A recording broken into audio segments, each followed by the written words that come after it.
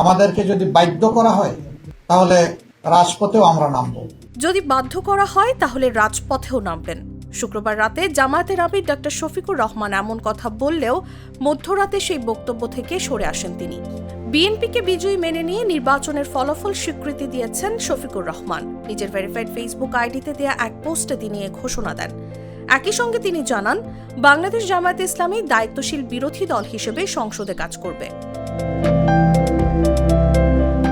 পোস্টে জামায়াত আমির বলেন, শুরু থেকেই তারা একটি স্থিতিশীল ও কার্যকর গণতান্ত্রিক ব্যবস্থার পক্ষে অবস্থান নিয়েছেন এবং সেই প্রতিশ্রুতিতে এখনও অটল। সামগ্রিক নির্বাচনী ফলাফলকে স্বীকৃতি দিয়ে তিনি আইনের শাসনের প্রতি শ্রদ্ধাও জানান। দলীয় নেতাকর্মী ও সমর্থকদের উদ্দেশ্যে তিনি কৃতজ্ঞতা প্রকাশ করে বলেন, গেল কয়েক মাসে অসংখ্য স্বেচ্ছাসেবক অক্লান্ত পরিশ্রম করেছেন, অনেক সময় শক্তি ও বিশ্বাস উৎসর্গ করেছেন। কেউ কেউ গণতান্ত্রিক অধিকার প্রয়োগ করতে গিয়ে ভয়ভীতি ও হয়রানির শিকার হয়েছেন। তাদের সাহস গণতন্ত্রকে শক্তিশালী করেছে বলেও উল্লেখ করেন তিনি। ফলাফল নিয়ে হতাশ নেতাকর্মীদের উদ্দেশ্যে শফিকুর রহমান বলেন, ৭৭টি আসন পেয়ে জামায়াত সংসদে নিজেদের উপস্থিতি প্রায় ৪ গুণ বাড়িয়েছে এবং দেশের রাজনীতিতে একটি শক্তিশালী বিরোধী ব্লকে পরিণত হয়েছে।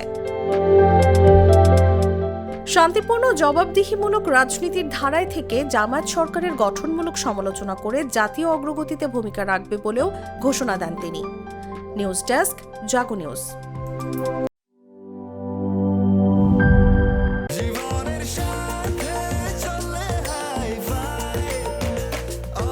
স্বাস্থ্যকর অল টাইম, সব সময় অল টাইম হেলদি লাইফ।